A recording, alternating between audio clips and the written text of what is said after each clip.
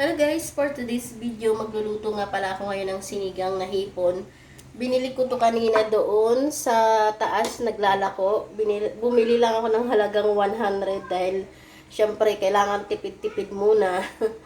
Tapos, namitas pala ako. Hindi ko na ipakita kanina. Namitas ako ng alukbate, pula. Ayan. Doon sa aking tanim, nilagay ko siya doon sa may ng mangga para mabilis siya gumapang at saka marami siyang magagapangan, di ba?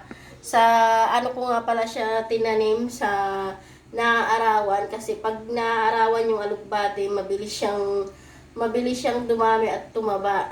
Kaya ayun, may na-harvest na ako. Masarap din siya sa sinigang, tas mabango-bango yung sabaw niya. Na-try nyo na bang magluto ng ng sinigang na nilagyan ng alukbate? Ay, wala pa palang tubig. So, yun nga guys. Kaya ito lang yung nabili kong hipon. So, ayan o. Malalaki naman siya eh. Halagang lang to. Halagang 100. Tapos, dahil sa wala akong ngayon, wala akong sibuyas, wala akong kamatis. So, gawa na lang ng paraan para maluto natin itong sinigang na hipon. Siyempre, lalagyan ko siya ng ganito. Sakto na yan. Ayan. O, bawasan natin. So, mamaya na lang guys, update ko kayo pag luto na. So, yun nga guys, yung sinigang ko ngayon, dahil yung kagaya nga ng sinabi ko, walang sibuyas, walang kamatis, gagawan ko na lang ng paraan para naman sumarap ang ating sinigang. Ang hirap kasi umakyat dun pa sa taas, malayo pa yung bibilihan.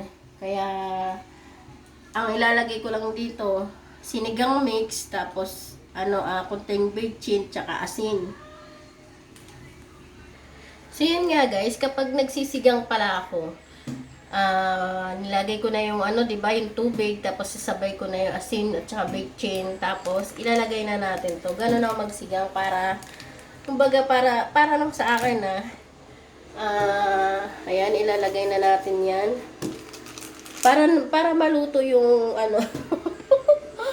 yung asin tsaka bechin. Ganun kasi ang magluto, tapos yung sinigang mix.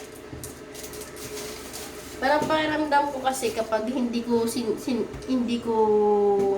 sinabay sa pakulong tubig yung asin at saka bechin, tapos yung sinigang mix natin, parang pakiramdam ko hilaw.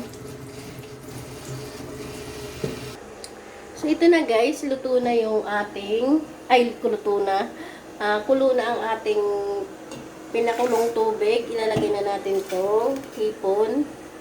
O, diba? Tapos, pag nakita na natin po muna itong hipon natin, ilalagay na natin itong gulay natin. Tapos nga pala guys, dun kasi sa aking tinataniman, may din dun, may sili, tapos yung may kalamansi. Kaya lang yung kalamansi ko hindi pa nagbubunga. Tapos, yung aking sili, may nakita akong bunga niya. Pagka laki-laki guys, na siya, kulay pula na siya. Nakita ko siya, sabi ko, wow, ang laki. Ito, ang sili ko, oh. Di ba ang laki? Natuwa naman ako dahil nagbunga siya, tapos di ko siya nakikita dahil nakatago. Tingnan niyo naman guys, gamot.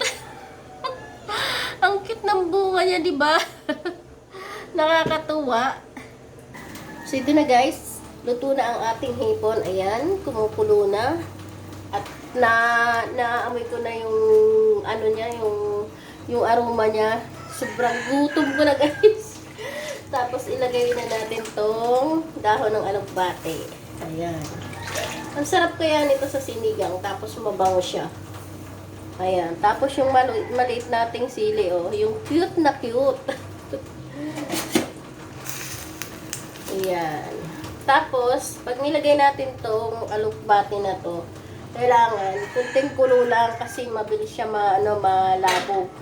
Kaya ito, pwede nating i-off na tong apoy natin dahil luto na siya. So, ano pang hinihintay natin guys? Kain na tayo.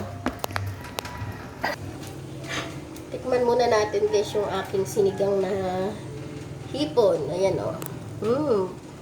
Pagkalalaki niyan.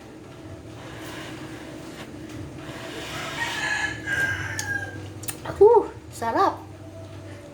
Grabe talaga yung luto ko. Sarap.